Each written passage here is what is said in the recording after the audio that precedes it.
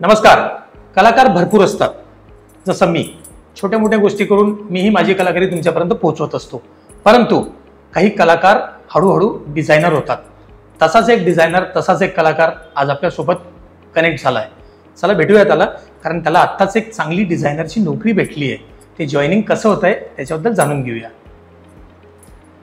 नमस्कार, माझं नाव ऋषिकेश पिंगळे आणि मला नुकताच मी NID मधून ग्रॅज्युएट झालोय आणि आता मी पुढच्या आठवड्यात एका डीप टेक कंपनीमध्ये जॉईन करतोय. माझा रोल असेल प्रोडक्ट डिझायनर म्हणून. ही जी कंपनी आहे ही 2020 साली चालू झाली होती.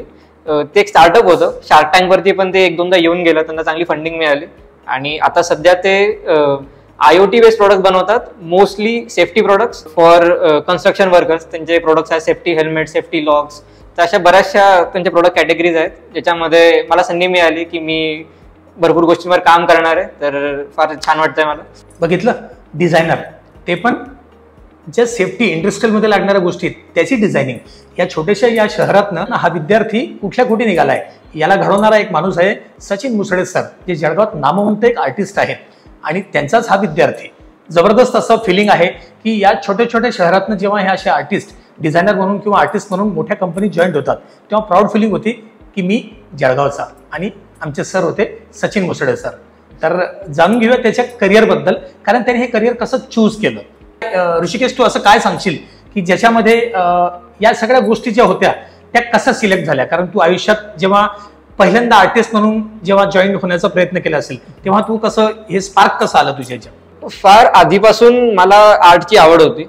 काही ना काही गरीब भिंतीवर काही चिंकाडायचं, काही पेंट करायचं, काही ना काही असं चालत राहायचं. आणि हे बघून मला आठवतंय पहिल्यांदा 3री मध्ये असताना मी सरांचे जोडलो गेलो, सचिन मुसळे सरांचे. तेव्हा सरांकडे गेलो, वडील माझे घेऊन गेले आणि सांगितलं गेलं आवड आहे आर्टची, बघा काय होतं काय नाही. तर 3रीत माझा ड्रॉइंग क्लास पहिल्यांदा चालू झाला सरांकडे आणि तेव्हापासून जे जुडलो मी ते आतापर्यंत 3रीतले ती एक छोटीशी स्केचबुक आहे ती अजून मी सांभाळून ठेवली आहे. तिथून ते हा मोठा प्रवास. तर मी आलो सरांकडे, पहिले चाइल्ड आर्ट शिकलो, पोस्टर कलर शिकलो, कॅनव्हास पेंटिंग शिकलो, सॉफ्ट पेस्टल शिकलो. असं वर्षानुवर्ष एक एक स्किल डेव्हलप करत गेलो. आणि त्यानंतर जेव्हा मला वाटतं मी 9वी-10वीत होतो तेव्हा सरांकडे काही इतर विद्यार्थी होते जे डिझायनिंगचा अभ्यास करत होते, त्यांचे कोर्सेस चालू होते. आणि तेव्हा मला कळलं की अरे डिझाईन म्हणून पण काहीतरी असतं, जे एक करिअर म्हणून आपण निवडू शकतो, या साईडला आपण काही जाऊ शकतो.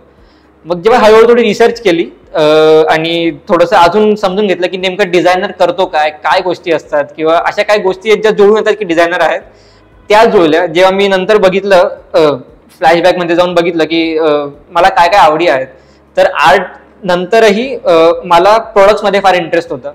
लहानपणीपासून मला गाड्या फार आवडायच्या. कुठलीही गाडी असो मी बसून ती गाडी बघायचो लहानपणीपासूनच. स्कॉर्पिओ असो, महिंद्रा असो, जे असेल ते नीट बघायचो, तिचा अभ्यास करायचो, स्केच करायचो. कुठलाही प्रोडक्ट असेल ते घरी उडून ठेवायचो, काहीतरी असंच काही ना काही चालायचं, प्रोडक्ट बनवायचं हे असेल. किंवा मला लेगो खेळायचा फार आवड होतं. काही ना काही बांधत राहायचे, घरं बनवायचे. किंवा एक गेम यायचा मेकॅनिक्स म्हणून, त्यात तुम्ही कधी पण काही ओपन करून प्रोडक्ट बनवू शकतात, गाड्या बनवू शकतात. तर या सगळ्या आवडी होत्या. तर जेव्हा जरा विचार करून बघितला की आपल्याला या आवडी आहेत आणि सोबत आपला थोडाफार ड्रॉइंगमध्ये थोडंसं आहे, इंटरेस्ट आहे, तर या गोष्टी सोबत आल्या. जेव्हा मी सरांचे डिस्कस केले की सर बघा असं असं आहे, मला वाटतं की या साईडला आपण करिअर केलं पाहिजे. आणि सरही बोलले की ठीक आहे, तुझी इच्छा आहे आणि तुझ्या वाटतंही आहे की तू या साईडला काही करू शकतोस, तर आपण नक्कीच जाऊया इकडे. आणि तसा तो माझा डिझाईनकडे प्रवास चालू झाला. 3रीतला एक मुलगा जो भिंतीवर चिंकडतो त्याला आपले आईवडील धपाटे घालतात. त्याला धपाटे घालू नका, याच्या पुढे त्याच्यातली कलागुणांना वाव द्या. आणि अशाच जळगाव शहरातल्या एक छोट्याशा क्लासेसमधून जेव्हा विद्यार्थी या लेवलला जातो तेव्हा त्याची डिझायनिंगची जी कल्पना असते ती प्रत्यक्षात उतरून ती वर्ल्ड वाईड फेमस होते. अशा छोट्या छोट्या गोष्टींना आपण नेहमी प्रोत्साहन दिल्यानंतरच त्या गोष्टी मोठ्या होण्याचा कायम प्रयत्न करत असतात. मी असं ऐकलं होतं की ऋषिकेश काहीतरी असं कॉलेजमध्ये असताना गमती जमती करत असताना काही लोकांसाठी काही प्रोडक्ट डिझाईन करत होता. त्याच्याबद्दल जाणून घेऊया की त्याने असं काय केलं की जेणेकरून त्याला काही इंटरनॅशनल अवॉर्ड पण मिळाले आहेत बरं का, ते जाणून घेऊया त्याच्याकडनं. हो, तर ही नुकतीच 2024ची गोष्ट आहे. ओके.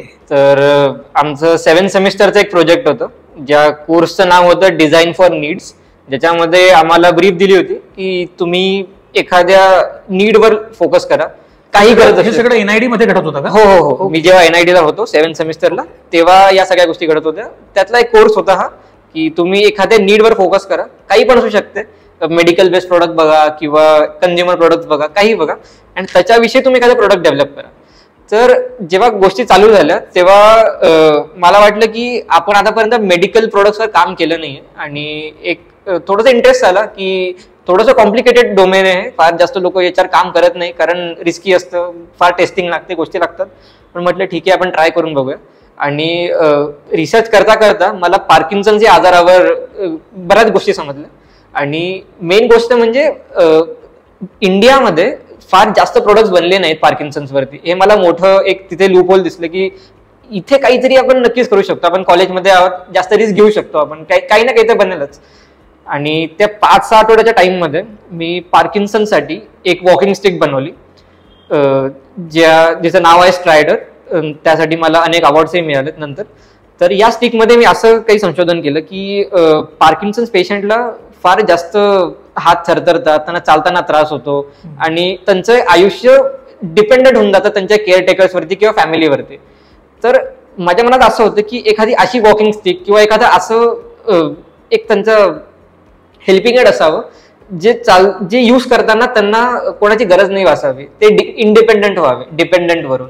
तर हे माझं मेन गोल होतं स्टिक डेव्हलप करताना. 6 आठवड्यात ती डेव्हलप झाली, एक तिचं प्रोटोटाईप बनलं, बऱ्याच गोष्टी घडल्या 6 आठवड्यात, मॉकअप पासून स्केचिंग वगैरे, फार वेळ लागतो सगळं करायला.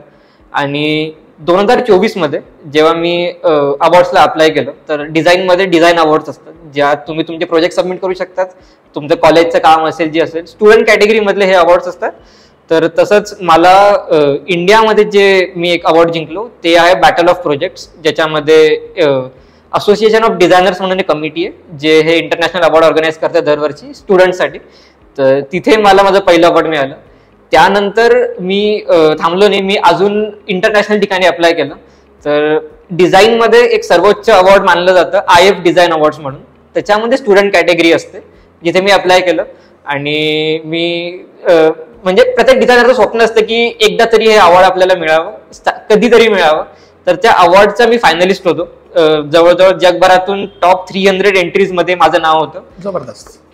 त्याच्यानंतर Taiwan international student design competition म्हणून असते, ती जगभरात फार मोठी डिझाईन कॉम्पिटिशन आहे, फक्त स्टुडंटसाठी असते. तैवान गव्हर्नमेंट त्याचा ऑर्गनायझर आहे. तर तिच्यामध्ये मी फायनलिस्ट होतो याच प्रोडक्टसाठी. त्याच्यामध्ये अचिव्हमेंट अशी होती की त्यात मी टॉप 150 मध्ये होतो इन 20,000 स्टुडंट्स. तर ती पण मला वाटतं आतापर्यंतची सगळ्यात मोठी अचिव्हमेंट आहे. तर असं हा प्रवास चालू आहे, अजून बऱ्याच गोष्टी पुढे करू. आत्ताच त्याने 2024 मध्ये हा अवॉर्ड मिळवलाय. आपण असं नक्की आशा करूया की हा 34 पर्यंत 25-30 अवॉर्ड गॅदर करेल, आणि त्याचा एक छोटासा डिस्प्ले त्याच्या घरात असेल, त्याला प्राऊडली आपण सगळे व्हिजिट करायला जाऊया. नक्की. तर खूप छान वाटलं ऋषिकेशला भेटून. तर सर्वात शेवटचा मेसेज त्याच्याचकडनं घेऊयात आपण, की जे मुलं डिझायनिंग किंवा आर्टिस्टिक वे मध्ये काम करतायत त्यांना काय सल्ला देऊ शकशील तू? समजा की एखाद्या विद्यार्थ्याने काय स्पेशलाइज केलं पाहिजे किंवा त्याचे गट्स कसे डेव्हलप केले पाहिजे, त्याच्याकरता आपण त्याच्याकडनं टिप्स अँड ट्रिक्स घेऊयात.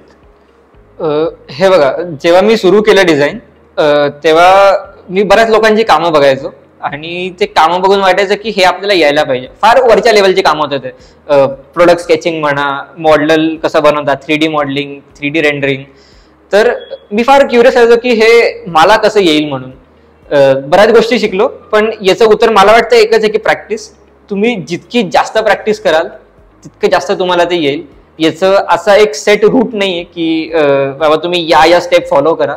डिझाईन मध्ये नाहीये, आर्ट मध्ये नाही. तुम्ही एज्युकेशन नाहीये म्हणजे की पर्टिक्युलर एक डिग्री घेतली आणि त्याला ते आर्टिस्टिकचं एक डिग्री भेटून गेली आणि तो होऊन गेला, असं नाहीये. प्रॅक्टिस प्रॅक्टिस प्रॅक्टिस, फक्त प्रॅक्टिस. ओके. फक्त तुमची मान खाली घाला, टेबलवर बघा आणि काम करा. मला वाटतं डेव्हलपमेंटसाठी हेच एक रूट आहे, हे करा. दुसरी गोष्ट, याचा विचार नका करू की तुमची स्टार्टिंग कुठून होते, काय मॅटर करते तुम्ही शेवट कुठे होतोय. राईट. फॉर एक्झाम्पल, बरेच आपल्याला मलाही वाटायचं कॉलेजमध्ये असताना की एक फार मोठं स्टार्ट मिळालं, फार पॅकेज मोठे भेटले पाहिजे. असं कोणताच इंटेन्शन ठेवायचं नाहीये. आपलं स्किल्स लोकांपर्यंत पोहोचवायचंय, हा पहिला मोठा असला पाहिजे, असं तुझं म्हणणं आहे. Right right right. आणि आपल्या स्किल्स थ्रू एका डिझायनरचं हे काम असतं की तुम्ही लोकांचं लाईफ किती सोपं बनवता. क्या बात आहे. राईट. तुम्ही कुठल्याही जगातलं प्रोडक्ट बघा, ऍपल, सॅमसंग, डायसन, यांचं डिझायनरचं एकच गोल असतं की तुम्ही तुमच्या डिझाईन स्किल्सने लोकांपर्यंत त्यांचे प्रॉब्लेम सॉल्व्ह करा, ती तुमची स्किल पोहोचवा, त्यांचं आयुष्य सोपं करा. युजर फ्रेंडली किती करता येईल प्रोडक्टला, त्याच्यावरती दिवस रात्र काम करायचं. Right right right. आणि हेच करत राहिलं तुमचं जीवन सार्थक होऊन जाईल. आणि मला वाटतं डिझायनरचं हेच काम आहे. तर तुम्ही सुरुवात कुठूनही करा, ते इतकं मॅटर नाही करत की तुम्ही किती मोठ्या कंपनीत करताय किती लहान कंपनीत करताय. सुरुवात करणं महत्वाचं आहे, कारण तुम्ही जितके जास्त स्किल्स शिकाल तितका जास्त तुम्हाला फायदा होईल शेवटी.